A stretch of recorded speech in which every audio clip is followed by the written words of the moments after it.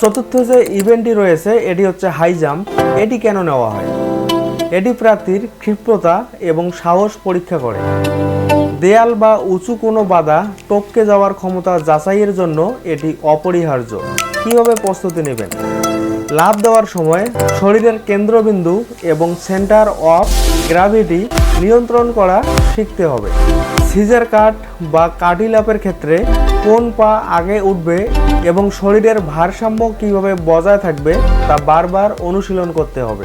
শরীরকে নমনীয় বা ফ্লেক্সিবল রাখতে নিয়মিত যোগব্যায়াম বা পূর্ণাঙ্গ বডি স্ট্রেচিং করা আবশ্যক।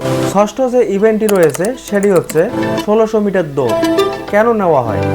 এটি প্রার্থীর কার্ডিওভাস্কুলার স্ট্যামিনা বা দম পরীক্ষা করার জন্য। প্রতিকূল পরিবেশে দীর্ঘ সময় ক্লান্তিহীনভাবে কাজ করার শারীরিক ও মানসিক সক্ষমতা এখান থেকেই বোঝা যায়।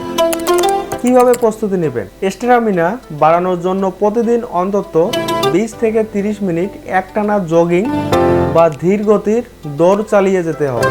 দৌড়ানোর সময় শ্বাস প্রশ্বাসের গতি নির্দিষ্ট ছন্দে রাখা শিখতে হবে, যেমন 2 কদম শ্বাস নেওয়া, 2 কদম ছাড়া। মানসিকভাবে শক্তিশালী হতে হবে যাতে শরীর ক্লান্ত হলেও লক্ষ্য পূরণ না হওয়া পর্যন্ত থামা না লাগে। ড্রগিং কেন এটি নেওয়া হয়? এটি প্রার্থীর টান শক্তি এবং কার্যকরী ক্ষমতা যাচাই করে। যুদ্ধক্ষেত্রে বা বিপদে পড়া সহকর্মীকে টেনে নিরাপদ স্থানে নেওয়ার জন্যই এই সক্ষমতা প্রয়োজন। কিভাবে প্রস্তুতি নেবেন? হাতের গ্রিপ বা মুঠোর জোর বাড়াতে হবে। এজন্য ভারী কিছু হাতে নিয়ে হাঁটা বা ঝুলে থাকার অভ্যাস করা যেতে পারে। ড্রগিং করার সময় শরীর মাটির দিকে কিছুটা হেলিয়ে দিয়ে পায়ের বড় পেশিগুলোর শক্তি ব্যবহার করা শিখতে হবে। কোমরের শক্তি বাড়ানোর জন্য নির্দিষ্ট কিছু স্ট্রং ট্রেনিং নিয়মিত করতে হবে। সপ্তম এবং শেষ যে ইভেন্টটি রয়েছে সেটি হচ্ছে রোপ। কেন এটি নেওয়া হয়? এটি সমন্বয় এবং শরীরের মোট শক্তির চূড়ান্ত পরীক্ষা।